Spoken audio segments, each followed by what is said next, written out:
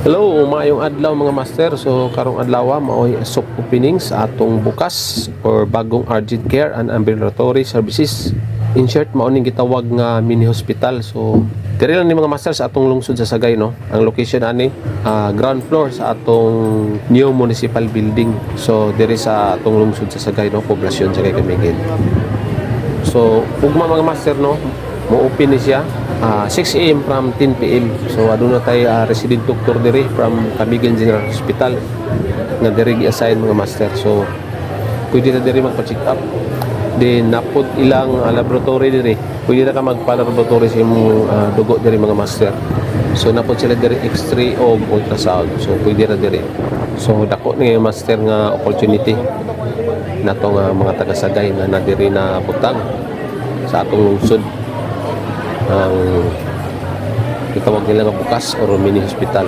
So mapasalamaton kita mga master, no, sa atong congressman kung Gigi Romualdo, kung sa atong governor X. Romualdo, ubad sa iyang mga kauban nga nagdumala diri sa atong isla sa Camiguin.